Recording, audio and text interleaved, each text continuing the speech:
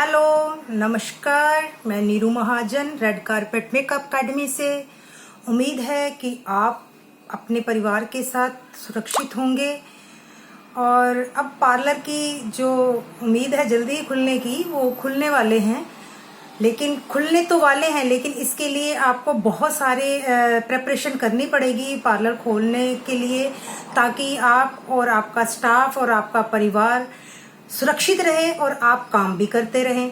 इसके लिए मैं कुछ टिप्स आपको देना चाहती हूँ। आप इसको अपने पार्लर खोलने से पहले कुछ चीज़ों की प्रेपरेशन करें, जो आपको ज़रूरत है उन चीज़ों को आप पहले ही अपने पास रखें, ताकि आपके पास जो स्टाफ है या आप हैं, आप उन चीज़ों को कवर करके आप पार्लर में काम कर सकें और आप सुरक्षित रह सकें। उसमें सबसे इम्पॉर्टेंट चीज़ है आपके बॉडी के अंदर, जो आपका बॉडी में जो आपका टच होना है आपके क्लाइंट के साथ, आपके पार्ट्स उनको कवर करना बहुत ज़रूरी है। उसके लिए आपको surgical mask, surgical footwear and surgical gloves और एप्रन, इनका आपके पास काफ़ी सारा स्टॉक आपके पास होना चाहिए, ताकि आप इनको रोज़ डेली ही आपको इसको बदल के अपने पार्लर में काम की शुरुआत कर सकें। क्योंकि इनके बिना तो आप काम बिल्कुल मत करें, जिसमें से आपकी सेफ्टी का जो है सेफ्टी के चांसेस कम हो जाते हैं। ताकि आपका जो टच है, जो आपके ग्लव्स पहनने से जो आप काम करोगे या मास्क पहनने से आपका जो सांस या आपका कुछ प्रॉब्लम होगी वो आपके क्लाइंट के साथ ट्रांसफर नहीं होगी। तो सबसे पहले आपको इसकी कलेक्शन कर लेनी चाहिए। आपको ये इन चीज़ों को अपने पास रखना बहुत ज़रूरी है। दूसरी बात, जब भी आप काम करो, बार बार जैसे आदत होती है क्योंकि ऐसे चेहरे को नोचने की, पकड़ने की, और अपने कोशिश करो कि अपने चेहरे को बार बार मत छुओ, कभी चेहरे को नहीं छूना। और जो आपने आउटलुक पहना होते हैं कपड़े, वो सारा दिन आप उन कपड़ों को पहन के रखो, बार बार उतारने नहीं है, अपने पास लगाने नहीं है, ये काम नहीं करना। और हर जगह पे आपको चेयर, जितनी भी आपके सैलून में चेयर है, हर चेयर के सामने आपका एक सैनिटाइजर का एक जार होना चाहिए, जिससे आप उनको भी याद रहे कि काम करने से पहले हमें अपने हाथों को या अपना टूल्स को सबको सैनिटाइज करना है। क्लाइंट के आने से पहले जब आप क्लाइंट अंदर एंटर करता है, तो एक तो वो गेट जब खोलता है आपका, तो गेट को भी एक किसी की ड्यूटी लगानी है कि वो जब गेट में एंटर करे तो उस गेट को आपने एक सैनिटाइज जरूर करना है। और उसको एंटर करते ही अगर वो मास्क पहन के आया है तो बहुत बड़ी बात है, बहुत बढ़िया बात है। अगर वो नहीं पहना तो उसको पहले मास्क पहनाएं और उसके पूरी बॉडी को सैनिटाइज किया जाए। तो उनके हाथों को, बाजू को, जो ओपन एरियाज है उन सबको सैनिटाइज करें, उनको मास्क पहना दें। तो इसका होना बहुत जरूरी है। तीसरी बात आपकी एक और, कि जो आप जब अंदर आते हैं तो किसी से कोई हाथ नहीं मिलाने, किसी के साथ गला नहीं मिलाने, उनको हेलो, हाय या गुड मॉर्निंग, जो भी आप उनके साथ बातचीत करना चाहते हैं, उनको आप दूर से बात करें। कम से कम 6 फीट की दूरी बनाकर उनके साथ बात करके उनका हालचाल मालूम कर सकते हैं। क्लाइंट को बाहर से, तो आपने बोला कि बाहर से आने से पहले आप उनको सैनिटाइज जरूर करोगे। दूसरा, जब वो क्लाइंट काम करके अपनी सर्विस लेके चला जाता है तो आपको अपने टेबल पे जो माउस है या आपका पैड है या आपकी शीट है या आपका बेड कवर्स है, कुछ भी चेयर्स है, उन सबको सैनिटाइज करना बहुत जरूरी है। और जब वो चले जाते हैं उनके जाने के बाद, फिर एक बार जब आप, सबसे पहली बात तो जब क्लाइंट आपके पास आने की इच्छुक होता है कि मेरे को आना है, तो उनको फोन पे अपॉइंटमेंट दे, कम से कम लोगों को अपने पार्लर में बुलाएं, ज्यादा भीड़ इकट्ठी मत करें। अगर वो अपने साथ किसी को लाना चाहते हैं तो उनको पहले अवॉइड करें कि आप सिर्फ जिन्होंने काम कराना है, जिनकी अपॉइंटमेंट है, वही आपके पास आएंगे और दूसरा आपके पास साथ ना आए। पर कई बार होता है कि छोटा बच्चा होता है, वो आप उनके साथ आने के लिए जरूरी हो जाता है कि उनका बच्चा है, वो कहाँ छोड़ के आए। तो उनको ये पहले हिदायत बरतें कि आप पहली बात तो बच्चों को लेकर मत आए। अगर फिर भी बहुत जरूरत है उनको लाने के लिए, तो आप उनको बोलो कि बच्चे को भी ग्लव्स पहनकर लाएं और मास्क लगाकर आए, ताकि वो उनकी सेफ्टी के लिए बहुत जरूरी है। अगर क्लाइंट आप बिठाते हो, आपका क्लाइंट का काम करते हो, तो उसके लिए क्लाइंट को बिठाते समय उनके फ्रेश टॉवल, बेडशीट फ्रेश होनी चाहिए, और उनके हैंड टॉवल फ्रेश होने चाहिए, उनके बैंड्स फ्रेश होने चाहिए, हर चीज को फ्रेश होना चाहिए। उसमें कोई कंप्रोमाइज करने की कोई जरूरत नहीं, आपको कोई कंप्रोमाइज नहीं करना। सैलून में जब आपका स्टाफ आता है, सबसे पहले जब स्टाफ को आप बुलाओगे तो उसकी मेडिकल हिस्ट्री पूरी आपको जाननी है, कि उसको कब प्रॉब्लम हुई या कब बुखार हुआ या क्या करता रहा वो 2 महीने में, उसकी सारी जानकारी का होना बहुत जरूरी है। उसको लिखना बहुत जरूरी है। और उसके बाद उसको सैनिटाइज करा के उसको अंदर बुलाए और उसका काम करना उनका शुरू करें। सर्विस, वो जो सर्विस देना चाहते हैं क्लाइंट को वो दें।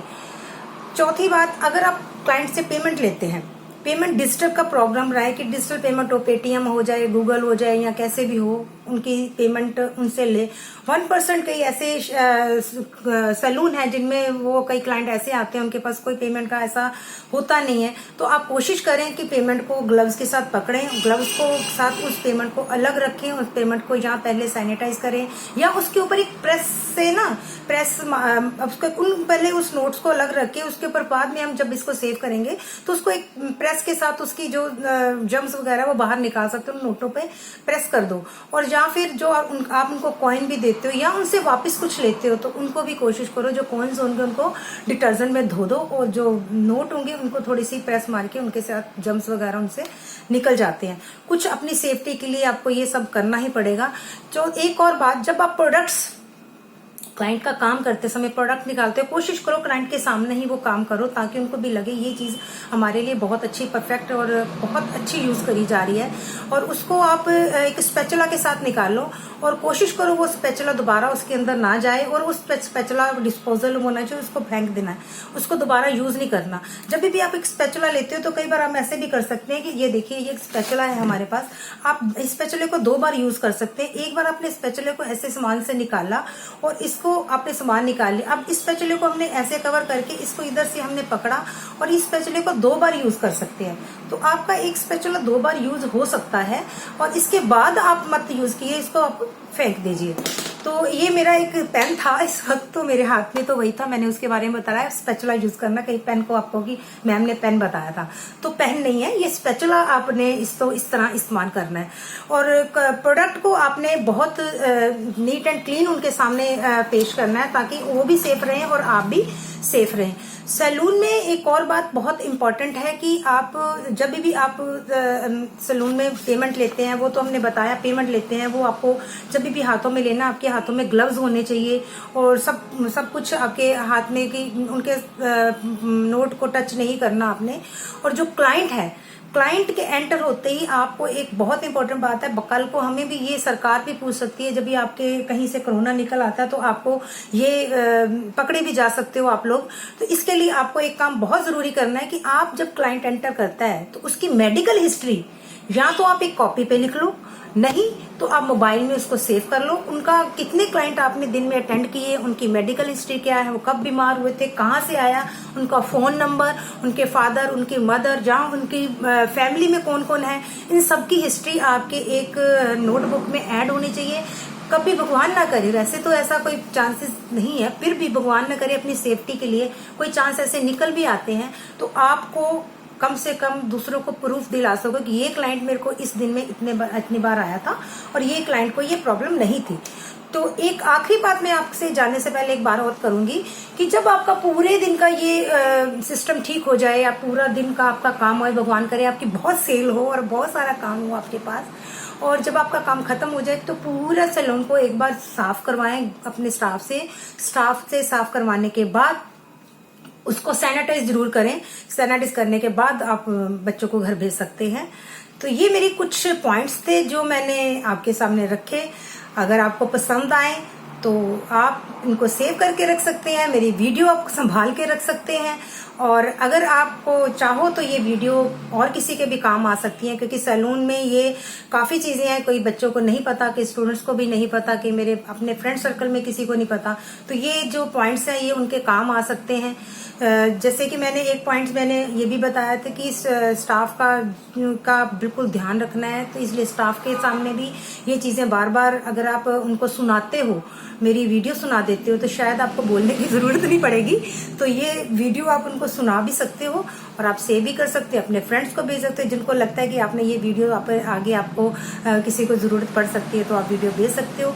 आपको कभी भी किसी भी तरह की ऐसी कोई जानकारी के लिए जरूरत मेरी पड़े तो आप मेरे इस नंबर पे 9868423783 पर मुझे कॉल कर सकते हैं या आप एक मैसेज छोड़ सकते हैं, मैम मुझे इसके बारे में आप जानकारी दें, तो मैं आपको कोशिश करूंगी इसकी जानकारी देने की।